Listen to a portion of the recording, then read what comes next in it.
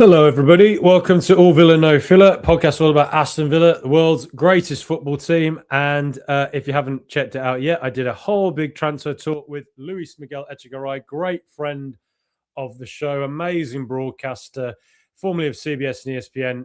Go check that out if you want to, because we go deeper into the transfers this window and what we hope to see for the forthcoming season. And Luis Miguel will be joining us again very soon, I'm sure of it. So just some breaking news today. I just thought I'd quickly cover it. Exclusive from Jonathan Norcroft in the Times, top journalist. Exclusive: Aston Villa are closing in on the signing of Tammy Abraham after beating rival clubs with the offer of a long-term contract that demonstrates Unai Emery's faith in the England striker.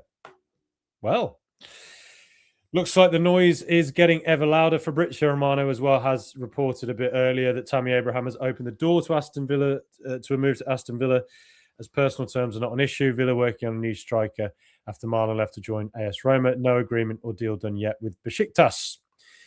Okay, well, leave that up there for a bit. I talked about Tammy last week, right? And obviously there's the romance of it. Obviously we all love Tammy for what he did for us in the Championship. But I've seen a few question marks over it. Some questions over, is this the right thing to do? Is this something that... Is this the right player to replace Daniel Marlon? Well, the way I'd put it is, why do you think Unai Emery was willing to let Daniel Marlon go? Well, there's a couple of reasons, and then I'll talk about Tammy in a sec. Firstly, I mean, what was Marlon's perfect position? What was it? I mean, he was an effective squad player. He was. I liked Marlon a lot, and I think we all did, and I think we were all, wish him well. But there wasn't really ever a natural position he fitted into, because he wasn't as good as a number 9 as Ollie Watkins. Just isn't. Watkins is a better number 9. So therefore, his game time is going to be limited if that's the role he wants to play in. Number 10, playing as like two strikers. Obviously we had the game against Burnley where he played in that role and scored twice. But again, it's not like in that role, in the style that Unai Emery has within the box midfield. Unai Emery wants a player who is of the profile of a number 10. Hence why we were linked to Lucas Paqueta, or why Marco Asensio went into that role last season. And again, Marlon doesn't quite fit that role either. And then as a right winger, he's not really a touchline winger either, in the sense of what Leon Bailey was. So he kind of is in this middle world where he was never quite going to be the exact thing we needed in the exact spot. As good a backup as he was when he went up front.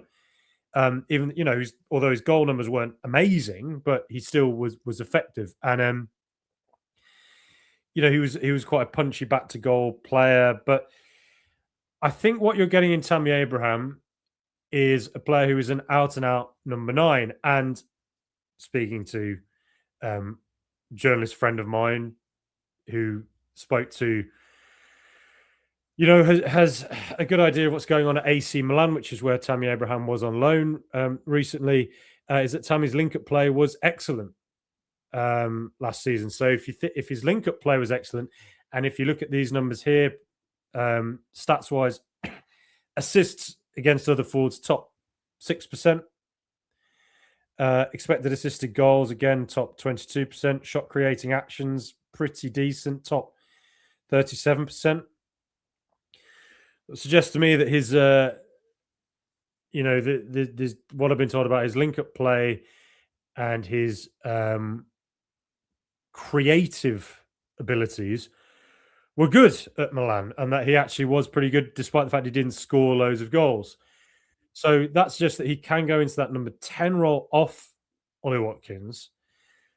But on top of that, he obviously is an out-and-out striker as well, isn't he? And I just get the feeling that's what Unai Emery wanted.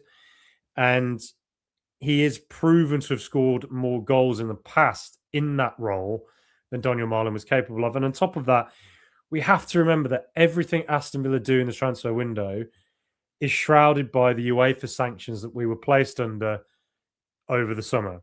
That's why we had such a difficult summer, because we have to be operating at a net profit for at least this year. And for the foreseeable future.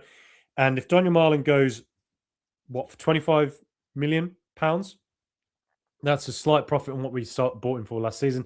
And on top of that, you are relinquishing a very hefty wage, which was reported to be around 130 to 140k a week. Tammy Abraham, if he comes in for what was reported, the Telegraph reported it could be around 11 to 12 million pounds. That's significant, significantly cheaper than what we've just sold Daniel Marlin for. And on top of that, Tammy Abraham, will his wage be up around the 130, 140k mark? I'd be quite surprised. I don't know, but I would be surprised if it was that high, but we shall see. We shall see. But that said, I think fundamentally, this stat screams out to me. If you look at it here, I mentioned this last week. Look at the aerials won, top 14% against other forwards. His defensive numbers are very good as well. So clearly he's doing the right things, pressing from the front. Maybe because he's tall, he comes back and he defends set pieces as well, and he's good at getting the ball away. Maybe he tracks back in a role that he had to function in for Milan. We shall see at Villa what role he goes into. But I think the aerials one is a big, big factor for me, I think. Because if you look at Marlon and Ollie Watkins, you're probably bored to death if you watch this regularly with me saying the same thing. I can see comments coming in. I'll get to those in a second. You're probably bored of me saying this, but what Villa have lacked since John Duran left is a back-to-goal, physical, annoying striker, annoying for defenders, who can roll them physically, outmuscle them, bully them, and also, if Villa wants to go more direct, can win the ball, head, knock it on a bit more than Ollie Watkins can. Watkins can hold the ball up. He can link play up and all that sort of stuff, and he is a physical player. He is. But what I think Watkins is best at, if you watch him in the stadium, let's compare two games. One was Arsenal away last season, right? So I was in the stadium for that when we drew 2-2. Watkins was absolutely amazing at leading the line. But what he was so good at particularly was coming deep, getting the ball on sort of Villa's left-hand side, turning and running at the defenders and dragging the team up the pitch. He's brilliant at that. Now, he is good at physically holding the ball up, linking up. He is good at all that. But I don't think that is the best part of his game. Whereas if you look at the Man United game at home this season, now what Man United did was press us really, really high, okay? And so Villa, to bypass that, went quite direct. And I think we need to do this more against some teams. Like Liverpool are very good at making it difficult for Villa to play out from the back. And so what Villa did was, in that game, we had Ollie Watkins going one-on-one with Aiden Heaven, and then you had Morgan Rogers went out to the right-hand side to go one-on-one with Man United's other right-hand defender, can't remember who it was now. And then on the left, it was John McGinn dragging Luke Shaw out to the far left. So 3 defenders, 3 Villa attackers.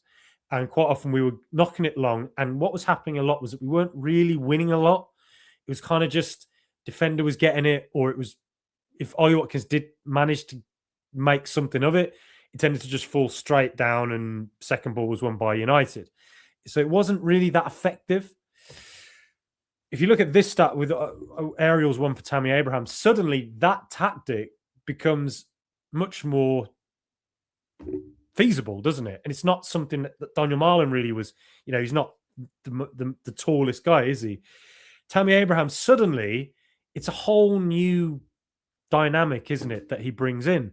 And compare it to another player who came back, right? Ross Barkley, I'm actually going to talk about in a second.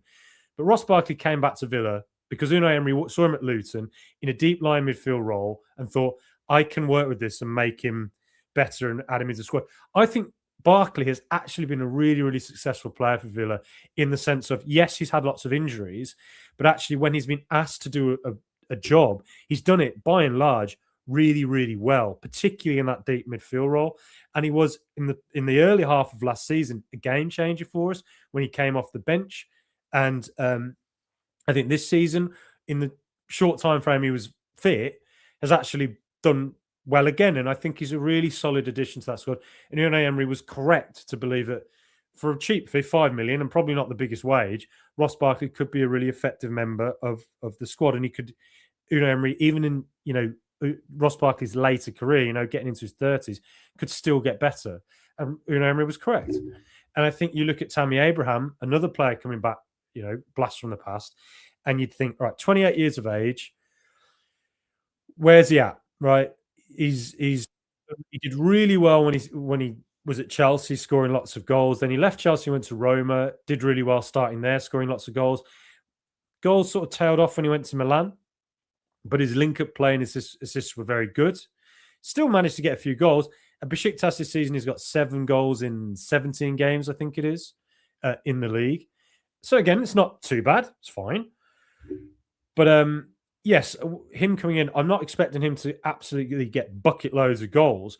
But what I am expecting him to do is be a player who probably has grown since we last saw him at Villa. I mean, he definitely will have grown, but he also will be able to function in different roles, like that number 10 role and the striker role, in a way that we perhaps are not expecting him to, as fans, but Unai Emery will have seen from watching him at Milan and at Besiktas as well.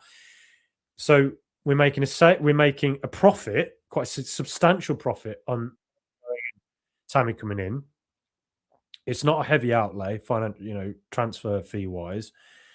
We're getting a player who offers a winning ability in aerial duels that we simply don't have in the team, and a back to goal striker profile that, I know Brian Madjo's just joined, but a back to goal striker profile we have not had in the team since John Duran left. He's 28 years of age. Ollie Watkins is getting to 30. So we do have to think about where are Villa going to be in a year's time, right? Because these players are getting older. And I think Tammy coming in at 28, he's in his peak years. And, strikers can go, what's Lewandowski? 36, 37 at Barcelona, still going strong. Harry Kane, 33, still scoring by the bucket load at Bayern. Strikers can keep going, and if they have the physical ability to hold the ball up and link play, well, then that's a skill that, even if you get older and your pace goes, that is a skill that sticks with you, and you can, still do severe damage to other teams, and it helps. Then you've got Ollie Watkins at 30, you've got Abraham at 28, and you've got Brian Madjo at 16 or 17 now. Madjo can spend 2 to 3 years playing with these two strikers and learning from them. And then maybe Watkins, by the time he's 33, Tammy's 30, 31. Brian Madjo, by that point, will be 19, 20. And could be, he will be 3 years ahead of where he is and be far, far more advanced in his learning and more capable of jumping in and being like, well, there we go. We've future-proofed our squad planning and have a young player who's come in and turns out he's ready to just start going and firing away. So I am happy to see Tammy Abraham come in and be that striker option that can be a backup to Ollie Watkins. He's not going to come in and start straight away, but I wouldn't be surprised if there are games where Tammy goes into that 10 role, Watkins starts up front, and we'll actually be really surprised to see that Tammy is really good at linking up the play and being a creative fulcrum in that role, but also being that player that when we need to go long and direct, Unai Emery at least has that option from a player who's been proven to score in the Premier League, been proven to score in Europe, proven to score in Serie A, proven to score for Besiktas, a player who's just been there, done it, knows what Villa's about, and will come in to work with Unai Emery. And again, it's classic Unai. It's in the past.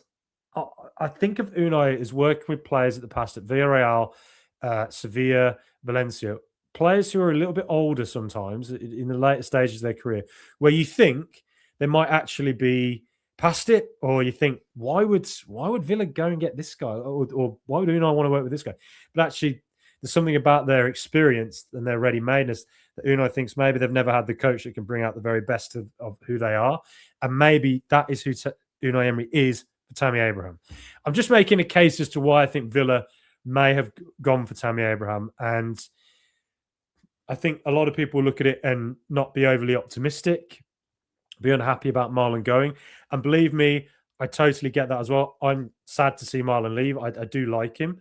But when I think about it in the context of the UEFA sanctions, PSR, SCR, the big wage that Marlon was on, the profit we've made, and maybe Abraham will be on a bit less, that actually, if Abraham is on lower wages, if his transfer fee is going to be lower by the sounds of it, therefore, I think I can understand why this transfer has been made and why there is a logic to it. given the fact that Tammy can also come in and offer something that we simply do not have as a profile up front. Ollie and Tammy alternating up front, to me, I'm happy enough with it. And then we'll see what happens in the summer. We'll see. We'll see. But as I say, this is just one person's opinion, right? I'm not saying that I am right. I could very well be proven wrong on all this, but I think I'm just trying to. And I'm not saying that I'm saying that I think Tammy's going to be a wild success. Maybe it won't be. Maybe it won't be. But all I'm laying out here is maybe the reasons as to why this makes some sense and how it could work. Maybe it won't, but I'm quietly optimistic about it. I think there could be something to this. We'll see. Also, this today, Sheffield United have made an inquiry for Aston Villa midfielder Ross Barkley on loan. Yeah, interesting. Because something I didn't mention as well about I'll talk about Barkley in a sec there. Something I didn't mention as well is that I think it's been reported that Evan Gesson might be going on loan to Besiktas. If that's the case, and if that happens, if Gesson and Marlon are both gone, and let's imagine Barkley goes, you'd have to think this is going to be a busy transfer window because just for this running, Villa wanting to go and win things and compete at the top end of the Premier League. If you are, I know Gesson's not been a roaring success, but if Gesson did go on top of Marlon and only Abraham came in, you'd think there'd be another player having to replace that. Maybe it's Alisson. Maybe it is. Maybe Unai's seen enough of Alisson already and wants to work with him to a degree that he thinks he's ready. And, we would 2 years ago, he thought the same of Morgan Rogers, and look at how quickly he grew and learnt and became an absolute firecracker of a player. We can only wait and see with Alisson. We'll see. Maybe that is it. Maybe Alisson is that right wing profile, and who knows what's going to happen with Leon Bailey. Does he come back from Roma? Possibly, but we'll see. But yeah, if both Marlon and Gesson are going, and Abraham comes in and Alisson's there, maybe one more. We'll see. But if Ross Barkley's going, as Pete reports, if Barkley's going, you'd have to think to be another midfielder or something coming in to replace that, unless George Hemmings is ready to step up. Hemmings is very good, and he's going to need game time. But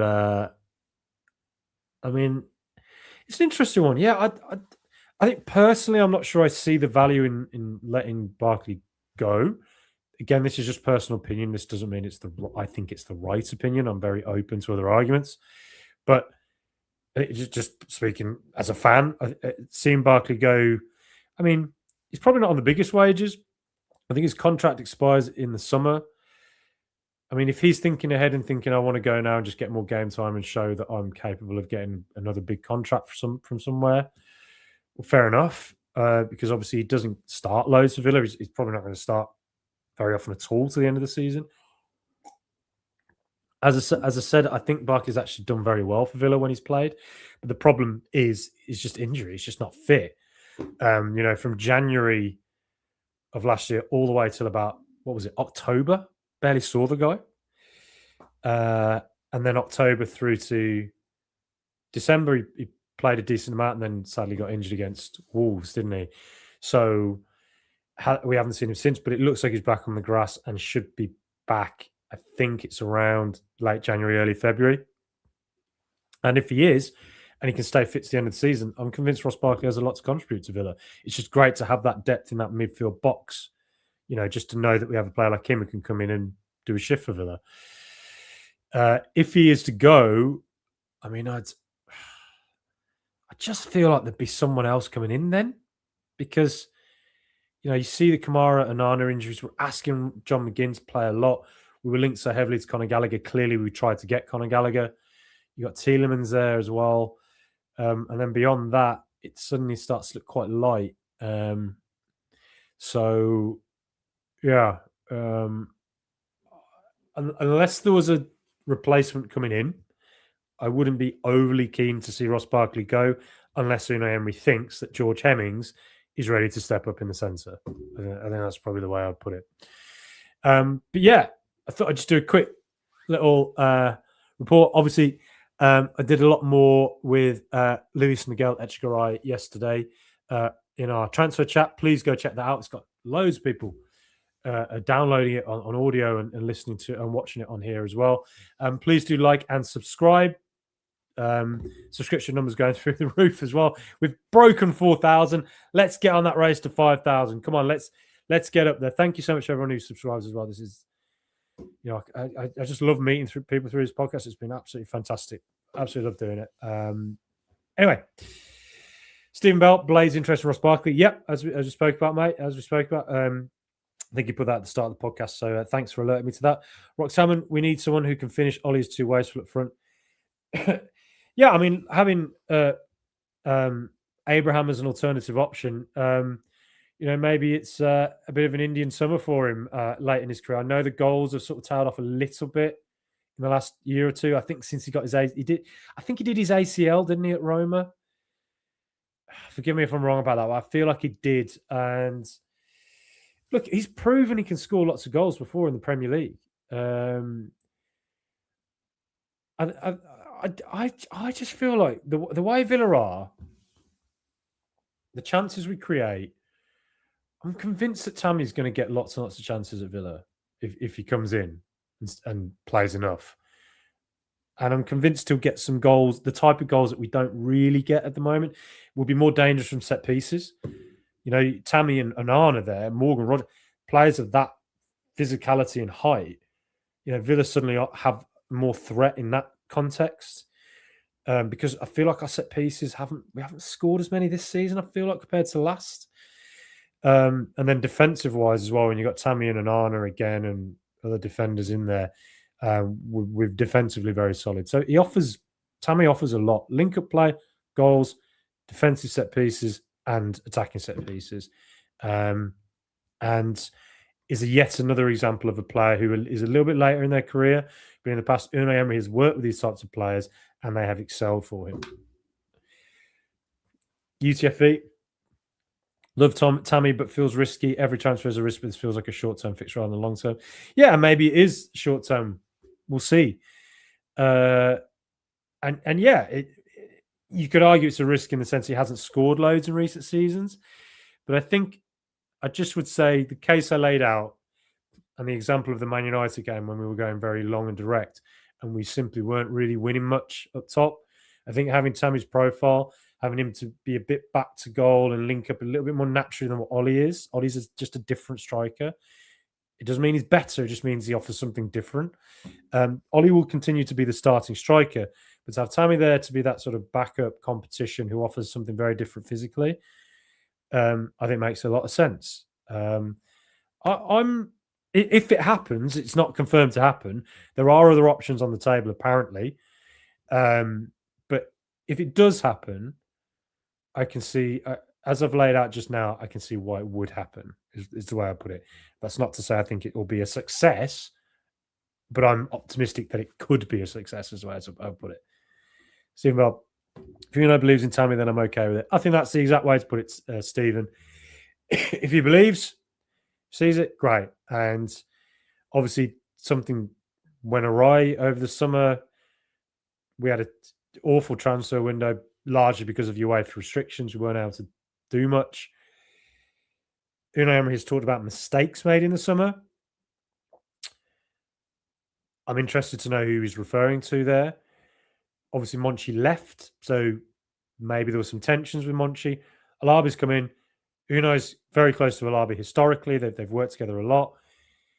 And Alabi so far, it's Maggio and Allison, two young players coming in who have high growth. That's classic Alabi.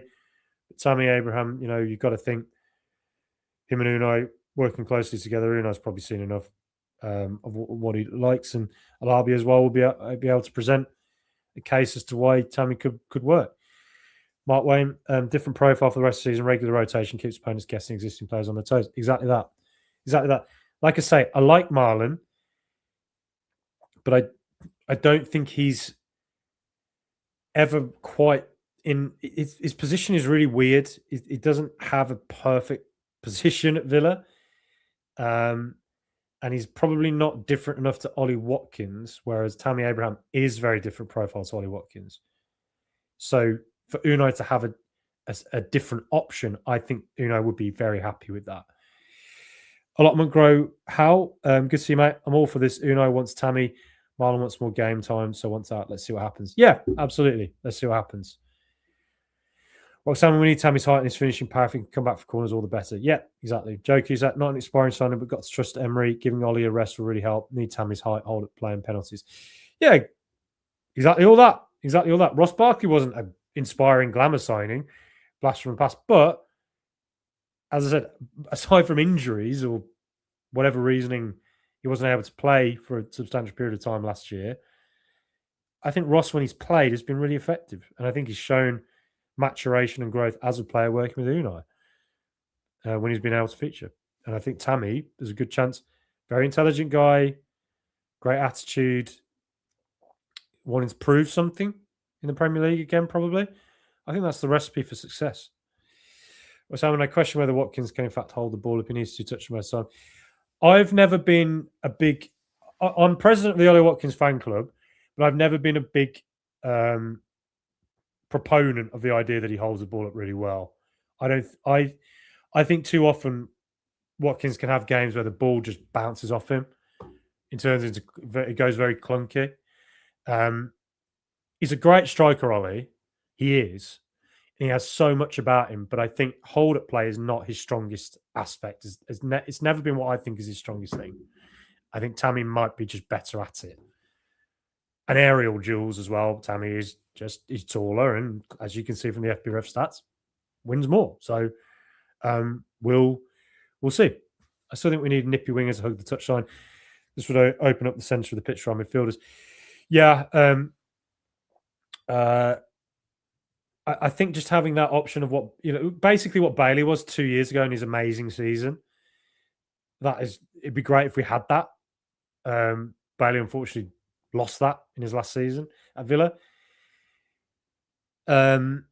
Alisson, whether he can be turned into a touchline winger, I don't know, but currently he is a player who likes to cut in onto his left, cut in. So it doesn't seem like he's a touchline winger necessarily. But we'll see. We'll see what can happen. But I know what you mean. I think for Unai to have an option of a player who can just stick out wide would be great. But quite a lot of the time, the way he generates width is to get that right winger to come inside, and then the right back comes up and spreads it. And in fairness to Cash's glow up this season, it's like if I turned into Brad Pitt. He's turned from me into Brad Pitt. I'm walking down the street and no one's looking at me. Suddenly I've turned into Brad Pitt and everyone's turning their heads. They're going, who's that? Like everyone lowering their shades, lowering the car window. Because that's how good he has turned this season from what he was before. Remarkable. Attacking wise, he's much, much better, I think. He's much more consistent. Defensive wise, he's been absolutely brilliant, Cash, this season. Really, really has. Can't rave enough about him. Duncan, always great to see you, mate. Great friend of the show. Hi, all. Very happy Marlon has gone. And the light Sanchez still here. Don't get it. I understand what you mean, mate. I understand that. Marlon, like I say, I think if he wants to go, which it sounds like he wants to start more as a number 9 ahead of the World Cup. So obviously, he clearly wants to get into that role for the Netherlands. Can't argue with it. It's fair enough. Sancho, there's something there. There's games where he looks physically out-muscled in the Premier League. And there's games where he's just really not present at all. But there's other games where you're like, I see it. I can see it. And clearly Unai keeps playing him, so Unai sees it as well. He's on a hefty old wage. We're covering not all of his wage, but it's hefty enough what we're covering from Man United. But it is only until, I think, probably May, June. So while he's here, he is a different profile who can go on the right wing and I guess be that touchline winger. And he can also go on the left. And I still think there's a big clutch moment coming for Sancho. I still think there's going to be a run of games where he could prove really crucial. And in the end, all the outlay, I mean, I think the wages he's on at Man United are absolutely insane and just prove what a dreadfully run club they are. But I do think there's going to be a moment, and I feel like it's going to be in Europe, where he comes up clutch for us somehow, some way. The hints are there. He's had one or two moments, but yeah. Great to have Tammy back though, says Duncan. Yes, agreed, mate. I'm happy. I'm happy with it. And as I've said before, I've laid out the case why I think it could work. We didn't make a big profit on Marlon. Yeah, we didn't. Although, I mean, what is it? 25 million banked against if you think about the 22 million I think we signed him for. So 22 million spread over, I think it was a 4-year contract. So what's 4 into 22? 5. So this year we've got 5.2 million or whatever against the 20 million that comes immediately into the books.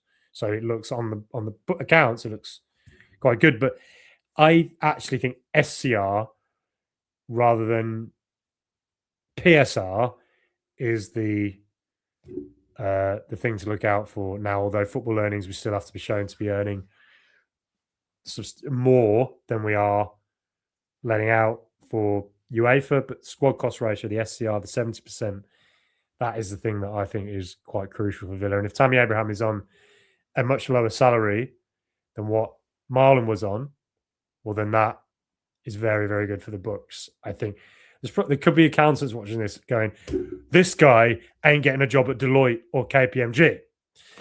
But that's my understanding of it. So in that sense, it makes sense. But we'll see. UTFV. What I don't understand is why we signed Harvey Elliott and Marlon knowing full well they don't suit Emery's system. Yeah, Marlon was probably opportunistic and he could be a player who could squad depth wise in the Champions League, help us get Champions League again in the league, but also it could drive us further in the Champions League last season. I'm not sure that if signed Marlon, had they known they could get Asensio and Rashford, hence why Marlon ended up not being in the squad. I think you could argue there's a case to be made January through to August. Some of Villa's squad planning wasn't brilliant. And Harvey Elliott, another sign of that. I did a big podcast earlier this year or this season when we signed Elliott as to why I thought Elliott could work. Again, it's one person's perspective. It doesn't mean it's the right perspective, but it's my perspective of watching him. I've watched him for a long time since he was at Fulham Youth, Blackburn, Fulham again, Liverpool. I have always really rated Harvey Elliott. I think he is a really, really talented player. And there's games I've watched him for Liverpool where he's been unplayable. You don't feature as regularly as he did for Jurgen Klopp's Liverpool and Arne Slot's title-winning Liverpool, and being such a starring player for England at the Euro Under-21s, without being a top young talent, which is what he is.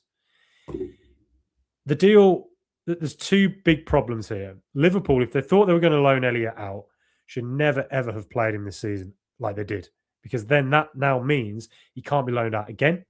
He can only play for 2 clubs in one season in the same jurisdiction. So Liverpool have screwed it. And then Villa, we screwed it by agreeing to a 10-game obligation.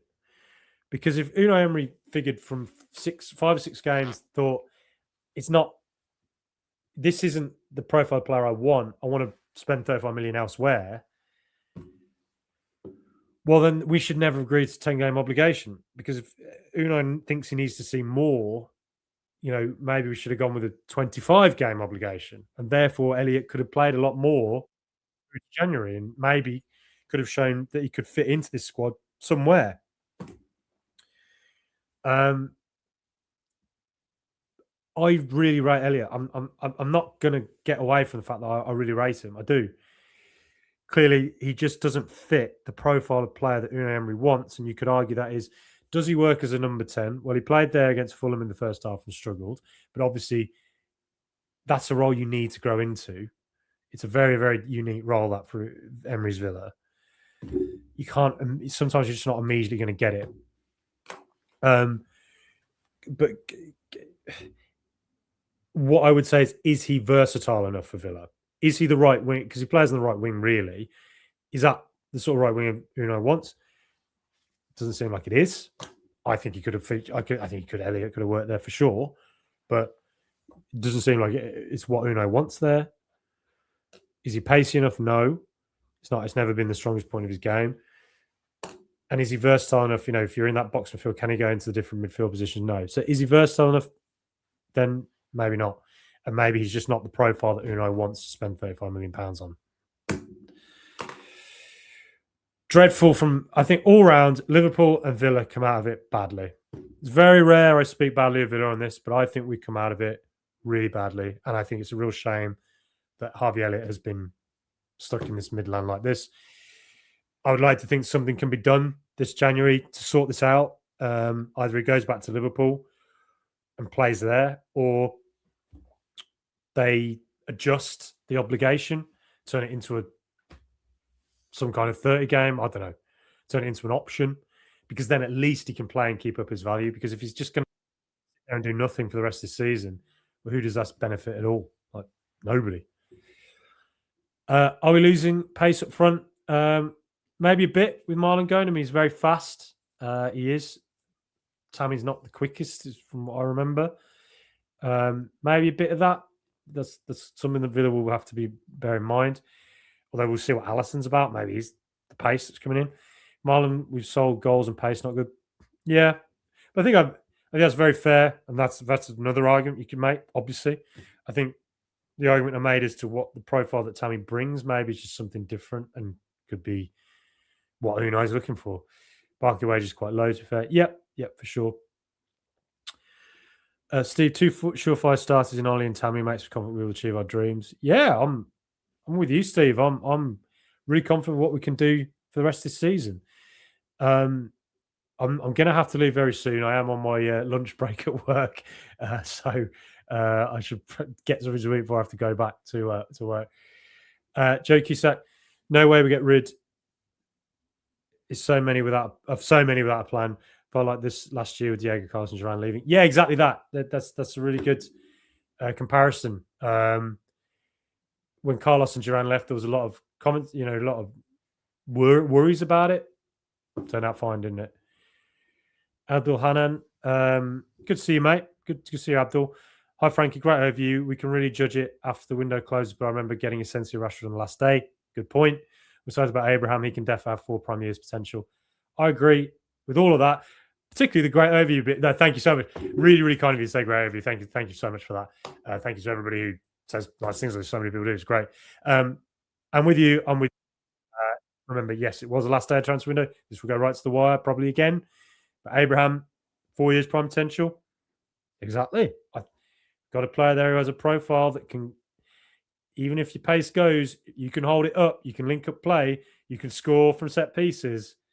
That's a profile that you can hold on right into your ripe old age. And as I say, look at Kane and Lewandowski. I know they're uniquely brilliant players, but strikers can keep going for a while, particularly if they keep themselves super fit like Tammy does.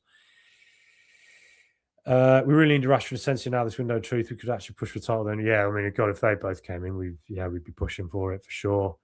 If memory serves right, to CC, Tammy was about to join us. He did his ACL during the last match of the season. Yes, I'm led to believe that was very much on the cards. That we were going to get him. So Unai clearly knows a lot about him and likes him. Joey Cusack, 6 out of 8 goals, 6 or 8 goals from Tammy and 8 or 10 from Ollie when we're in business. Yeah, very good way to look at it. If those two can contribute that amount, I think Ollie can. I think he will actually. Ollie looks like he's back at it. I think he will get gone on a bit of a late run now. But if Tammy can come in and pitch in with 6 to 8, I mean, that'd be fantastic. Yeah, for sure.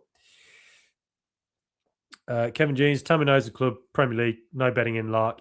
Can play up top or wide, prolific penalty taker. Oh, yeah, good point. Didn't even mention the penalties. Villa constantly look shaky at penalties, don't we? Tammy comes in, you think, well, at least he'll bloody score. Cannon, given the numbers being banded about for Tammy, could be as low as 10 million. Ridiculously good deal. Is it the wonder signing? But it isn't a wonder signing, but it works given our situation. Yeah, good way to look at it. Right, I just and afternoon to you, Flangy, of course. I'm just going to go down. Steve Berry, UTV. Liverpool will take Elliott back on the last day of the window, so we don't have time to replace him. Maybe. Maybe. That situation has to get sorted. Pro Dead, we would need to get some penalties first. Yeah, we don't get them, do we? Frustrating season for that. I've had a lot to say about that recently. And Richard Laws, hopefully Alisson will surprise us. Yeah, like I say, I mean, Morgan Rogers came in. You looked at all his stats. You listened to all the podcasts saying, Villa had the pants pulled down. You wouldn't have thought he'd be a star, but it took me 2 games to be like, oh my God, there's something to this guy. And that was Wolves at home. Go back and watch that podcast. I was raving about Morgan Rogers after that. I was like, within weeks of him joining, I was like, oh, there's something there. The way he turns, runs it, physical. He looks brilliant. He looks like he could be an amazing player. The eye test passed it straight away. And Alisson, who knows, could come in and do something really similar. But I'm going to have to leave it there. 40 minutes strong. Please like, please subscribe. Let's get those subscribers up. Come on. Thank you, everybody who's tuned in. It's been a lot of viewers here. It's great. Thank you so much to all the comments as well. Sorry if I didn't get your comment. We'll try and do it next time. But anyway, come on. Let's be positive and think Tammy actually brings in a profile up top that we don't have. If he joins, he hasn't officially joined yet, has he? And there could be other players that Villa decides to go for instead. And then Emery goes, that Frankie Maguire guy talked absolute rubbish. But we'll see. We shall see. Anyway, thanks so much, everybody. Up the mighty Villa.